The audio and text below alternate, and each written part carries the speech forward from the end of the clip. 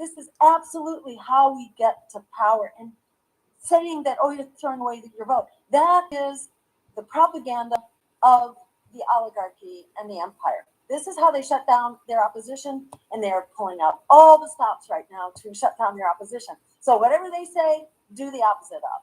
Yeah, I mean, of course, the issue, and I agree with you that there's a large mass of Americans that are disaffected with the current political system. The problem in reaching them goes back to, sort of a question that we glossed over, which is that they control the media networks, right? So people are just not in a space where they are getting information, about what their government is actually doing and what their government's actually capable of doing that it's not doing. So that's something that regardless of the circumstances is we're going to bump up against. I guess the question that I would then ask, I want to actually save the questions for like the anti-Zionism, where we go past ceasefire, arms embargo, how we dismantle the apartheid state for the very end, because I think that a lot of the people that are tuning in are connected on those issues.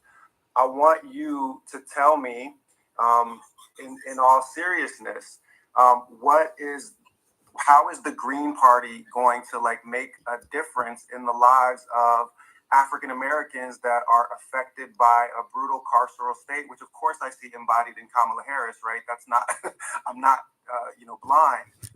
But what is the actual Green Party platform and program for Black America? Do you support reparations? What kinds of, efforts should we be counting on? And how do we hold you accountable? How do we hold the Green Party accountable? Because I'll be honest, my best friend voted Green from, Ralph Nader from the first time we both voted. I was foolish enough to vote for Clinton when I turned 18, and he did not. So I've known about, the Green Party for decades, but in my community, for the most part, I think a lot of Black folks just think that the green is for environmentalism and that doesn't have anything to do with us. So tell me why, what Kamala doesn't have a program for Black folks. What is the Green Party's program? Well, it starts with reparations, which is a key foundation of our proposals. And we consider this a debt. This is a debt that's owed, and it is a, roughly $10 to $13 trillion debt. And we are talking about cash payments to repay that debt, which is long overdue. And this is a debt basically for the economy that was built, and for payments that were never made, and for, the loss of life and freedom and limb and all that for, for generations, which is ongoing. This is about an ongoing debt as Black people continue to be locked out on housing, on education, on healthcare, you name it, across the board. So this is about returning, support, financial support to the community that has been denied. And the slavery was declared over, but then it rolled into Jim Crow, into lynching, into redlining, into mass incarceration, into the school to prison pipeline, and so on. So this is a way of acknowledging 13 trillion divided by 45 that million needs to be repaid, and policies that need to be changed. So then we have a whole slew of policies, including an end to mass incarceration, to an end to the war on drugs, which is very much a war on Black people. It includes amnesty and liberation for those who've been locked up. Hundreds of thousands of people who have been locked up for nonviolent possession and use. So let me push just on that particular point. How do you there's only so much that can be done at the federal level if you're conceiving this as a kind of electoral project. How do you how do you extend the reach of that kind of vision? Yeah, so for one thing, you're changing the laws at the federal level, which then makes it very hard for states to maintain drugs as illegal when they're not listed as illegal. And we undertake so this isn't just laws. This is like the, the whole DEA and how the DEA works, and how substances are listed as, dangerous, illegal, etc. Instead, we approach, so immediately we legalize cannabis, and we begin legalizing a whole slew of other psychedelic substances, which means, that instead of treating substance use as a criminal problem, this is a public health issue, and we make you're decriminalizing the user, and you're disempowering the drug dealer. Yeah. Yes, exactly. And we are offering support for people who are dependent, to support them with full treatment, with so-called, harm reduction, which means there are many ways to approach this problem. And you cannot treat substance dependence in isolation. You have to treat it along with housing and healthcare, which is wraparound, and with jobs and job training. So this is about a holistic approach to this issue of the drug crisis, and to use models like in Europe where it is successful. Treatment has not, and decrim has not been successful in this country because it's isolated. It does not provide a whole set of wraparound services that people need if they are going to, end dependency. Thank you for that. I want to push on one particular piece of it, because I've heard in other contexts, you've made a connection between approaching, America's, debilitating drug problem as a public health problem rather than a criminal, quote unquote, criminal justice, really carceral state problem, right? And you tethered that to an approach to immigration reform, and how you see your border policy as distinct from that of the purple fascists. We'll just put the colors together and call it blue and red. They'll be the purple fascists. So go ahead. Yeah. Can you make that connection for me? I heard it, but I want to hear you flesh it out. Sure. So the war on drugs is part of what creates the migration crisis, And so let me just address the migration crisis Please. For a moment, to say the most important thing we can do about the migration crisis is to stop causing it in the first place through drug policies that empower the drug cartels and create the violence that surrounds them. The minute you have legalization, the power of the drug cartels goes away. They rely on the black market. They rely on being the sole supplier. So, you pull the rug out from under the violence of the drug cartels through legalization, both in this country and, it's been the U.S. pushing the drug wars south of the border as well. Yeah. So we kind of, we bring an end to that. But that's not the only thing driving migration. It's violence, it's regime change, it's corporate domination and exploitation. You can look at, for example, Guatemala, where the U.S. created a regime change operation back in the 1950s, I think, on behalf of United Fruit, that did not want land redistributed to peasants there by the democratically elected government, Arbenz, I think it was at the time. So we just created regime change, and Sure. We installed dictators. Same thing we did in Iran. Name a failed state anywhere on the planet. Yeah. And then tell me that there was not either a CIA assassination or a U.S. military intervention. And I'll wait. I can, yes. Please, go ahead. One really compelling example Sure. that I only learned about. Costa Rica had a revolution back in the 1950s, just before the CIA was formed. So they kind of made it in under the wire. They got rid of their military. They put their money into land reform and and healthcare and serving the population instead of the military. So Costa Rica has remained kind of this island of it's not perfect, but it's compared to what surrounds it in most of Latin America, it is an island of incredible tranquility and happiness. If you go there, I mean, you don't see people out on the street. You don't see homeless. It's kind of like shocking. This little poor country, Costa Rica, has a pretty decent, wonderful place. And then right after that, Guatemala got hit, when they tried to do the same thing because we had a CIA at that point. So that just tells you. And anyway, just wait till they start to find natural gas under Costa Rica. We'll try to fix that, right? Yeah. I mean, that's the. Yeah, exactly. I know. Yes, this is why we need, we need kind of international coalitions here that are defending countries that don't have a military, because they don't. So at any rate, on the issue of migration, please, it's regime change, it's war. Look at Haiti, and the incredible crisis that envelops Haiti and the refugees that are streaming out of Haiti. We conducted 2 regime change operations against Aristide, who was the democratically elected socialist, president of Haiti, and we took him down twice. That Hillary Clinton could then go back in and reverse their minimum wage, which was increased by referendum up to 60 cents an hour. Can you imagine? Hillary Clinton drove it back down to 30 cents an hour. Once we got Aristide out of the way, we drove their minimum wage down again so that U.S. Clothing manufacturers could maximize their profits.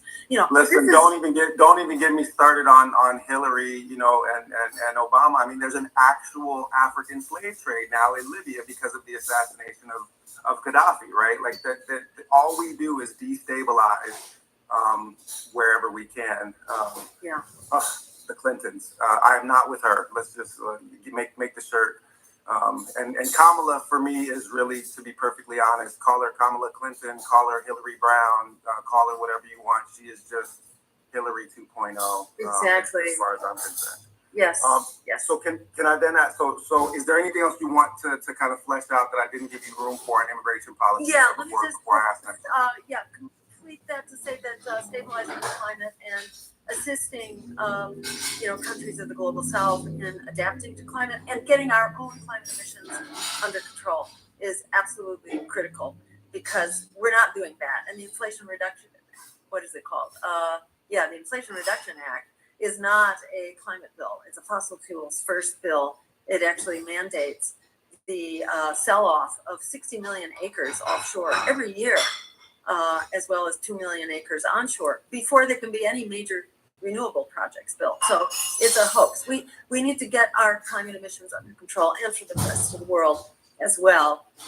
That will, because there's loads of farmers who are having to migrate because they're being put out of business especially by drought.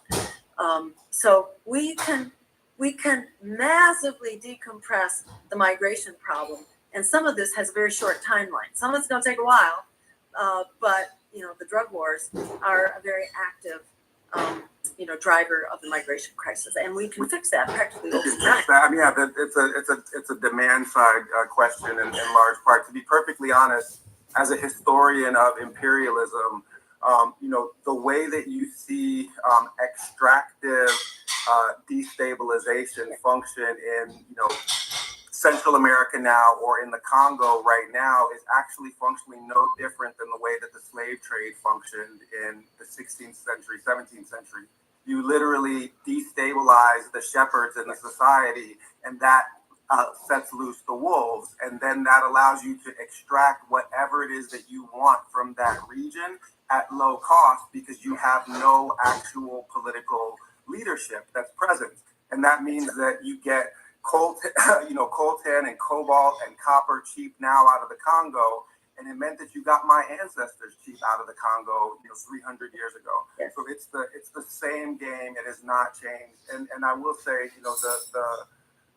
it's important to connect, the problem of immigration with, this political destabilization. I want one other piece from you on the immigration question. And there's one other piece that please. I have to inject as Go well, ahead. which is that Then please. decompressing the drivers is really critical, but we also have to deal with people who are coming.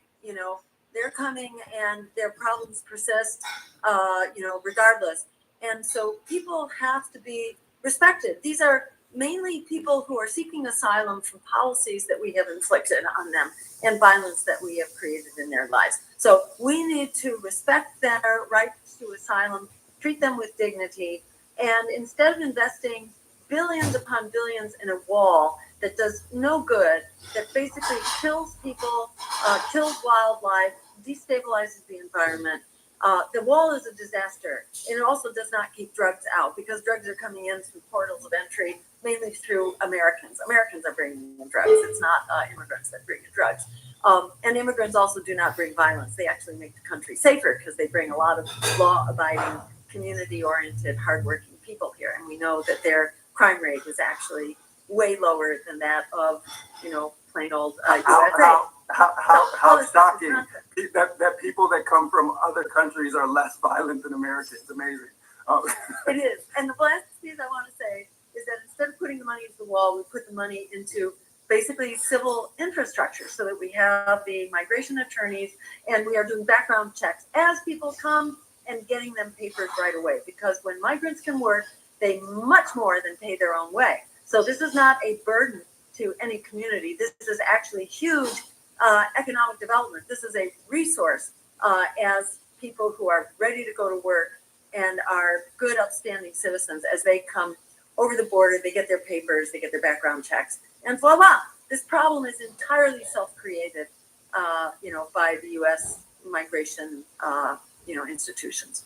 Not a problem at all. So, and you actually ended up answering the question that I had, which is about the kind of discourse of criminalization that is associated, with the so-called migrant, crisis. So thank you for filling that piece in.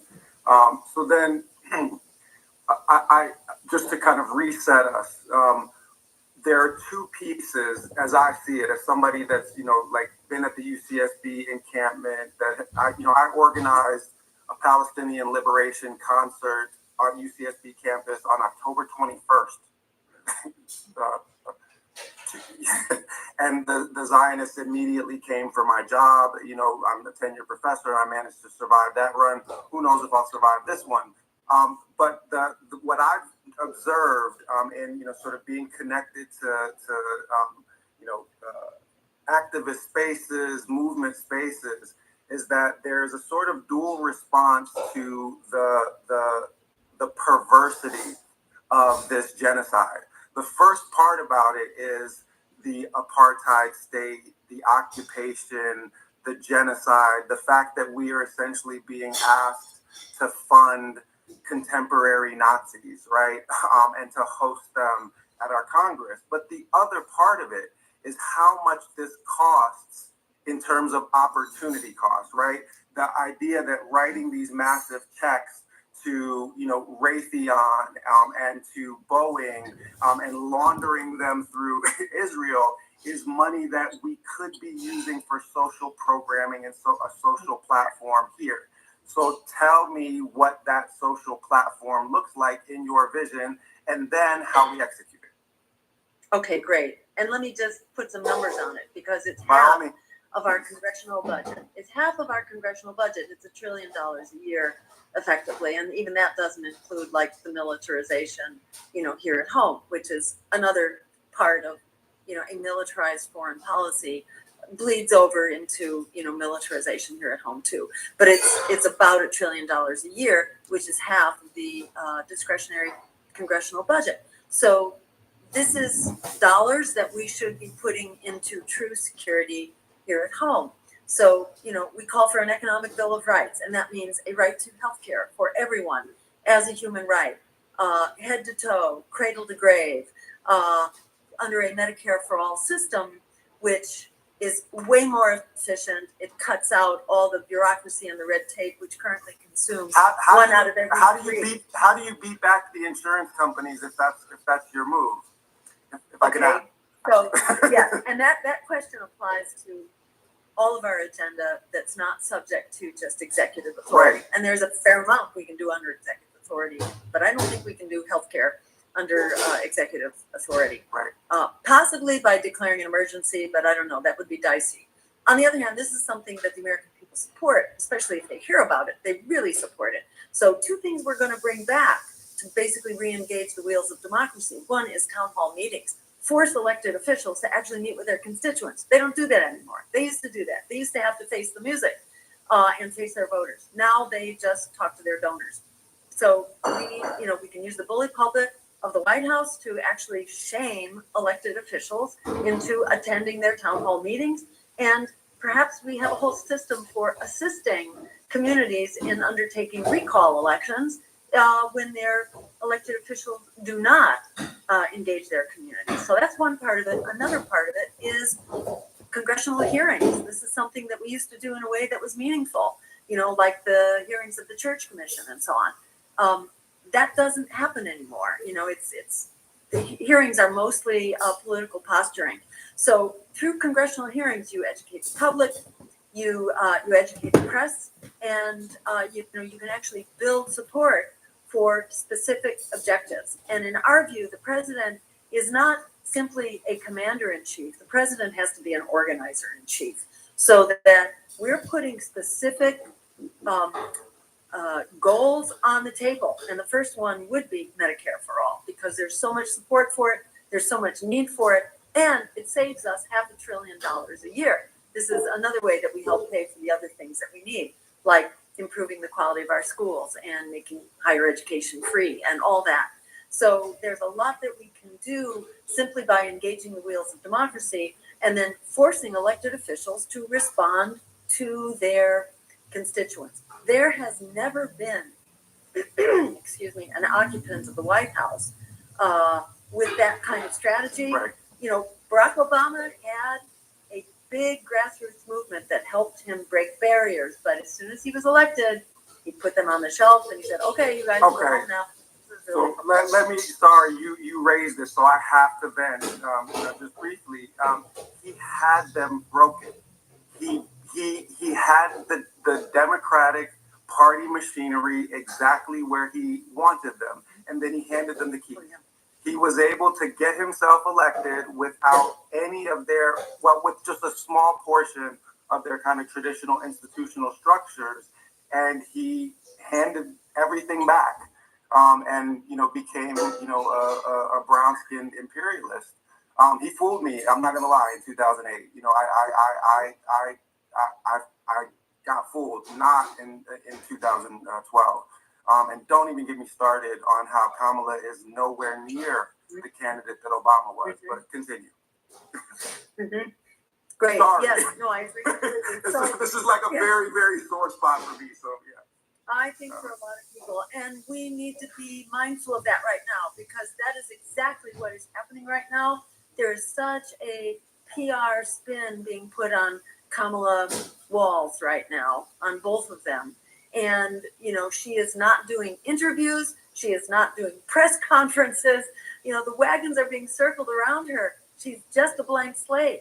And when she's been forced, she has clarified that no, actually, she is not going to use a weapons embargo on Israel. She's not even going to meet and talk about it.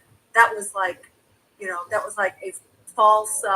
a false lead to the uncommitted community to think that she was going to do that. So they then clarified, no, she's not doing that. She's also not supporting a ban on fracking. So all we've heard about is a little bit of what she's not doing, and otherwise she's just pretending. There's stuff. There's no policy platform on her website. It is There's 7 not. donation buttons and pictures. That's what it is. And it's geared. It's like buy my gear and be a walking advertisement for me. That speaks volumes about who she is and what she's about. It's like, don't be fooled. Don't walk into this trap. This is a trap. Don't go for it. We have to stand up and fight for what it is that we need, because it's not getting better without us. And it's actually, we're being thrown under the bus in a huge way. But, absolutely. I apologize for sidetracking, because it is so easy to get into the tearing down mode on these particular questions. But you were in building mode first on healthcare. I want to also hear about housing. I want to hear about what the constructive vision is. Right. And by the way, under healthcare, pharmaceuticals are included in that. Right now, 8 million people were driven into poverty last year by the cost of their healthcare. 18 million cannot afford their pharmaceuticals. This is outrageous, because the pharmaceutical pricing is absolutely sky high, 10 and more times what it should be. So this is outrageous. We can fix this problem and save $500 billion at the same time. Why are we not doing it? Because we have criminals in elected office right now. Another thing we will do on day one is undertake an antitrust lawsuit against mainstream media to break up the corporate consolidated media so we can actually hear the truth and hear diversity of viewpoints and all that instead of just, packaging things for, big corporate America. And that too is a day one thing that we can do even without the approval of Congress and all that. Let me talk about housing because, this is a huge crisis. 50% of everyone who rents is paying 30 to 50% of their income, which means you don't have money to pay for your car insurance or your health care or your student debt or anything else. So, this is a state of emergency. Half of renters really are 1 to 2 paychecks away from being evicted, and then evictions are sky high, and homelessness is absolutely at record rates, and now they're going after the unhoused community and evicting them and taking the few possessions that they have. This is absolutely outrageous, and this is being driven by a Democratic governor in California. In California, right sure. Gavin Newsom is doing it, and let's not forget that it was Dems that were sending fascist cops to crack kids' heads open on campuses for peacefully protesting. Yeah, that's that. Yeah. We can come back to that. We should come back to that. But just to finish on housing for a second, because this is a crisis, but it's a very fixable crisis. Public housing was outlawed basically under Clinton with this so-called fair cloth legislation that said that we cannot invest in public housing, which is outrageous because it means then that housing is purely the province of profit. It's being totally commodified, and it should not. We should have a right to affordable housing. And, sure. Part of the Green New Deal basically includes, and I'll come to that in a minute, but it does include taking into public management and public ownership and public planning, critical divisions of society, and that includes housing. So we need to be building public housing again, which we can do affordably. We can't do it affordably right now because so-called affordable housing is usually just a tiny package of incentives, huge incentives which are handed to developers to build their very expensive housing and make profits. So we should not be in the business of subsidizing developer profits, which is what we're doing right now. We need so-called social housing, which is housing which is planned to be sustainable, to have public transit, so it's not contributing to congestion, and it's environmentally sound, low impact, renewably powered. We can also implement, with the stroke of a pen, rent control across the country. We need that. We need to end this gentrification, throwing people out so that you can remodel the housing and charge, sky high rates. So rent control can get the whole thing under control. We need to outlaw the buy-up of housing by private equity and corporations, which are holding onto the housing supply, converting housing to rentals so that they can just get rich renting this out. What they're engaged in doing is actually they're trying to turn the entire United States of America into a company store, right? Where you go from right? You go from the company-owned, house, and then you go to your job, which is also owned by the company, and then you go spend in the store, which is owned by the company, and you run up debt so that you never ever get out of the circle. From the cradle to the grave, the corporation owns you. So then, can I ask now a kind of tactical question again about this? Because I study revolutionary movements. That's what I write about. And I write about ones that are successful, and I write about ones that are unsuccessful. And one of my reads of this particular moment is that I have yet to hear from any third-party candidate a vision for movement building politically below the level of campaigning for president, right? We can make the argument about how you win the issue without winning the race, but a lot of the damage that has been done to what has passed for American democracy, and I'm not a big believer in in that, in a lot of different ways, but there have been, pieces of it, at least since the 65 Voting Rights Act. A lot of the damage that has been done to it in the last 30 years has been done at the level of courts. It's been at the level of, state government. It's been not at the level of kind of the national presidential campaigns, but of the broader political party work of both the, teams red and teams blue. And so how does the Green Party have a vision for how to work at this level? Because that's the kind of structure that actually holds together a successful political movement in the long run. Yes, of course. And in fact, this is where the Green Party has had most of its impact and puts most of its energy. We've actually elected well over 1,000 elected officials at the local level, that is city councilors, boards of selectmen, mayors, school committee, planning boards, library boards, land regulation boards, etc. So this is actually where the Greens have most experience. And, this is also where we tend to get reelected in high numbers as well. And the fact that you haven't heard about it is part of the media blackout on what we do as Greens and an effort to really smear us as a political, naive force that comes out every 4 years and shoots for presidency. No, it's not that at all. Not at all. We are fundamentally about, the global is local, and that's where you have to start, and that's where you have to build from. But we face the same obstacles at the local level. Lack of coverage by the press, the effort, it's like what the Democratic Party mobilized against Bernie Sanders to basically rip the election out from under him. That's what they do to us all the time. They throw us off the ballot.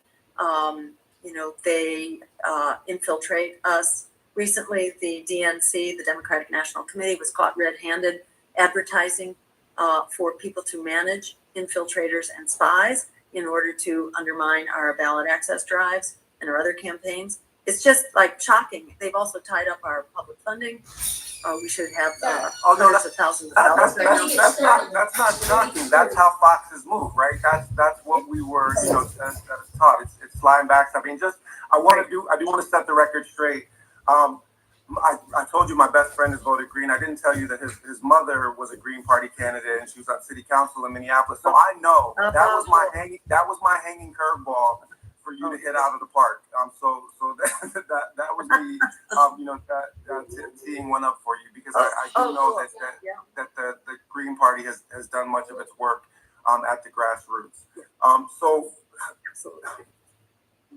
I think I want to be respectful of your time, and I'm looking at the questions that folks have sent in, so far. I have a kind of closing set of questions that bring us back to how we end the bloodshed and the slaughter in Gaza, irrespective of electoral campaigning, irrespective of winning or losing. This is not a political issue. This is a moral issue and a human issue.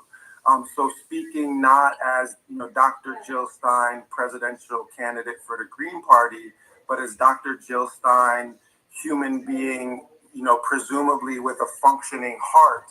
How do you understand this, kind of current moment of, Zionist atrocity, and how do we work our way out of it? I understand that the party has a vision for it, an electoral platform behind it, but I need to hear from you as a human being on this question. So let me say that, this is the moral imperative of our moment. It's not the only genocide. There are other genocides going on, but this is the one that we are paying for. This is the one that we are enabling. Just trying to be great. Every day. This is the one that our elected officials make possible, that they are conducting. This doesn't happen without us. I'm live. So we are against our will. We are enabling this genocide. We can shut this genocide down. And that's absolutely a moral imperative. for me personally, as a Jew growing up after the Holocaust, I made my peace as a kid, Okay. in a community trying to make its peace with genocide.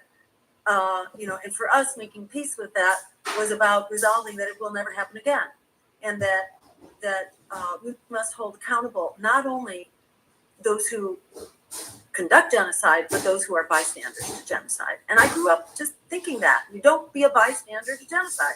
It's not okay. You can't do that. So it tears at the fabric of my making peace with the world as a 5-year-old, as I was like hearing about this and seeing everybody was all in a tizzy about it. I understood you have to fight. You have to fight this incredible, greatest crime against humanity. You have to fight it. You have to find lesser forms of it too. You're not a bystander to this stuff. And we're all accountable. So that means it's not okay, even for people who've been previously genocided, to conduct genocide. No, you can't do that. You mean you don't get genocide passes if you've been genocided? Because, I feel like Black folks would have had, some claims on this. I've got 2 indigenous great-grandmothers. I feel like we would have had claims on this as indigenous folk as well, but we didn't get the memo. It's almost as though Zionism has something to do with white supremacy, just throwing that out there. Yeah. Yeah, I should say so. And, in my view, being an anti-Zionist has nothing to do with anti-Semitism. And to say that they are one and the same, it's like saying that it's anti-Semitic to oppose genocide. And anyone who says that it's anti-Semitic to oppose genocide is making the most anti-Semitic statement that they can possibly make. So, yeah, this is something that I personally am compelled to do. I can't tune it out. I'm sorry. I can't pretend it's not happening. So I did not have a choice about standing up to fight this in the biggest way that I possibly could. And I think it's really critical to do that. It's really simple to shut this down. How do you shut it down? Talk to me. What's that? I said, talk to me, yeah. By demanding democracy is how we shut it down. The minute, if democracy prevails here, it's over. It's absolutely over because the American people oppose this in huge numbers. So this is all about asserting our values as voters. The problem is not that we support genocide. The problem is that our electeds support genocide, that our corporate-sponsored political parties who are bought and paid for by Wall Street and the war machine, that's who supports genocide. So by standing up to throw the bums out who support genocide, we are throwing out the bums who also support, predatory healthcare and predatory housing and the climate crisis. These are people who basically sold out our essential democratic rights, our right to justice, our right to peace. It's all gone out the window because they have sold out for their political careers and they get funding through a very corrupt system. So it's not rocket science about how to fix this in the particular and in the general. At the end of the day, I really buy 2 things. Frederick Douglass said, power concedes nothing without a demand. It never has and it never will. Don't be shy of that demand. Do not drink the Kool-Aid. This is not about sucking up to power and supporting the so-called lesser evil. Forget the lesser evil. We have 2 greater evils. We are about the greater good. We have to fight for the greater good like our lives depend on it because, in fact, they do. We're all going down the tubes here. It's not only that empire and genocide is leading us to the verge of nuclear war. Militarism, blind militarism is taking us to nuclear war right now in 3 places around the world. And there's no surviving that. Quick question. So, and this is just occurring to me now because I've heard you talk about Ukraine. What do you do with NATO? Let Europe decide. Let Europe worry about Europe? Let Europe be its own defense instead of the U.S. telling Europe how to defend us. That doesn't help Europe. Europe came out of the Second World War with this OSCE, I think it's called the Office of Security and Cooperative Economic, whatever, an architecture for collaboration, which is not fundamentally military. It's nuts to have an alliance which is fundamentally military. It militarizes all these problems, which is nuts. And by the way, NATO, why do we need NATO? We need NATO because it's an excellent marketing tool for the war profiteers. That's what it is. If you sign up on NATO, you got to spend 3% of your GDP on U.S. weapons. is what it is about. So It's that's the only it's reason for look NATO. it is Forget it is NATO. it is all one direct cash transfer from the pockets of American taxpayers, laundered through foreign wars and handed directly to arms manufacturers, without any question. Exactly. And the world is going down the tubes, for it. So we don't need NATO. NATO is also a way for U.S. to legitimize its foreign policy without international law and the UN. We need to do some fixes in the UN so the U.S. doesn't have its kind of stranglehold on the Security Council. But we have to work with the UN and with the body of international law and human rights. That is how we need to move forward. Right now, the U.S. creates its own kind of legitimacy. Oh, NATO supports this, So no, that's not how we do stuff. And the U.S. creates its own alternative to international law. Rules-based order. That's what they call it. Rules-based order, which is not written down anywhere. Rules-based order is like what we want when we want it. That's what we want. It's just a way to dismantle international law. So this is and to spit directly in its face, frankly. I mean, it's never, we always just raise our hand, and it's so galling that they always send a black person to do it, right? To raise your hand for the veto vote, so that the genocide can continue. Yes. I've kept you for a long time. I'm gonna end with the two questions that I ended everyone. Go ahead. No, please. Please. Just to finish, I said that there were two quotes that I think are real guidelines. So one guidance is from Frederick Douglass: "Power concedes nothing without a demand." The other one is from Alice Walker: "The biggest way people give up power is by not knowing we have it. To start with, we have the power. We have the numbers. We have the vision. We have the agenda. This is all about getting to the microphone so that people who otherwise aren't going to vote, and that's 1 out of every 3 eligible voters, it's about getting the word out that we, the people, actually have the power, and we have, we have a program that's all about us. This is about standing up and breaking the duopoly, breaking our chains, and demanding an America that works for all of us and a world that works for all of us. This is within our reach if we stand up and demand it. Let's do that. Go to, by the way, before I forget, DillStein2024.com. If you can throw something into the hat and do that, because they are holding on to our $300,000 that we desperately need to finish our ballot access battles. They're dragging us to court, trying to throw us off. They're crooks, and they spend that before breakfast without even knowing it. I just wanted to underline your brilliant point with the Alice Walker quote, because it takes us back to Malcolm. Malcolm said, "We are not outnumbered; we are out-organized." And one of the people that was most directly inspired by Malcolm, the late great Kwame Ture, Stokely Carmichael, he said that people mobilize around issues, but revolutionaries organize against systems, and that not all revolutions are, armed revolutions. You can have political revolutions if you organize against the system. Exactly. And we are in a that's two more from Malcolm. We are in. Yeah, I will remember that. Okay, I'm adding that as number 3 to my favorite guidelines here. But. Oh, you're freezing up on me. Hope you're still there. How about now?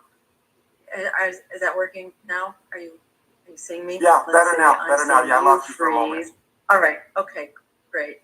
But basically, this is a perfect storm. So don't let them talk you out of our power. We've got it right now. People are pissed, and the uprising is in full swing. So it needs a political voice as well as its voice in the streets, but the political voice is a part of this. So everybody's got a part to play in the resistance, both inside and outside of structures. It's narrow-minded to think of it any other way. So the last question is, when I was doing my PhD interviews, was it 30 years ago already? 25 plus years ago. The last question that I asked in every interview was always the same. It was 2 questions. Was there anything that you wanted that you thought I should know that I didn't think to ask? And then that's the first one. And then was there anything that you wanted to ask me before we left?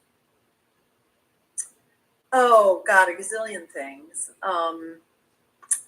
So I didn't say anything about a Green New Deal, and I'll just mention that in passing, that that's something that actually starts on day one also, because by declaring an environmental emergency and a climate emergency, which we have, wildfires, totally out of control, floods, storms, drought, the Colorado River is going down, maybe 1 to 2 years if we're lucky, and it just won't get out of the tank anymore. That means California agriculture also goes down. That means half of the fruits and vegetable supply for the nation is gone, and you think you've seen inflation, just wait. So the Green New Deal is how we fix this. We do have a climate emergency, and by declaring that emergency, that releases over $500 billion a year to create the jobs that we need in critical areas: energy, housing, transportation, agriculture, for starters, and we need public management and ownership of these systems as well if they're going to get brought online in adequate time. The private sector is not going to do this for us. So just to say, the Green New Deal is here. It's ready for the taking. We can make this happen. And, on day one, we have the money to do it as well. So this is a kind of motherhood and apple pie thing. And just by standing up and pushing for it, we can make this happen. So that's kind of what I wanted to. Yeah, that's the one that I didn't get to ask. So what? Any question for me before we go? Oh man, yeah. So how did you move? Well, how did you get into an academic career? I'm really interested in that, because there aren't very many revolutionaries who have I'll be honest about this. It was Malcolm, the autobiography of Malcolm X at age 15, got me interested in Islam, African history, and black radicalism. And ultimately, I went on to study African history at an undergraduate level, and I had a very radical professor that suggested that I could consider doing this for a living. And I told her that I was too interested in social change, to spend my time teaching in classrooms. And she persuaded me that there are things that you can do from inside academic institutions that are going to shape generations of minds, that you can write analyses. And then I read works by people like Walter Rodney, who was, an activist and a historian of Africa. I read, analytical works by people like Frantz Fanon, and I became convinced that you could do meaningful intellectual work that would lead to, to progressive, radical, and even revolutionary change. And so, we're still swinging. And I really appreciate you taking the time to engage this conversation, with us. I'm going to follow up with your folks offline because I have a research center here at UCSB. It's the Institute for the Study of Race, Religion, and Revolution. And the funding, is flexible, so we could perhaps help facilitate that, progressive conference that you're suggesting. And try to bring some of this to broader public light and conversation. So I'll reach out to your folks. It's been a good hour and a half getting a chance to hear from you and talk to you. Appreciate you making this time. Likewise, really appreciate all you do. Love your channel, and keep doing your amazing Instagram messages and videos. It's really wonderful. So yeah, all right, wonderful. All right, we'll be in care. Bless. Power to the people. Likewise, power to the people. Indeed, Curvies, power to the people. This was Dr. Jill Stein. She's a candidate for the Green Party. And she's on enough ballots in enough states for that if even just all the undecided voters voted for her instead of voting for nobody, she could literally win this election. So I encourage you to check out Dr. Jill Stein's website and Instagram and everything, and do your own research, Curvies, like I always say. And I'll see you in the next video.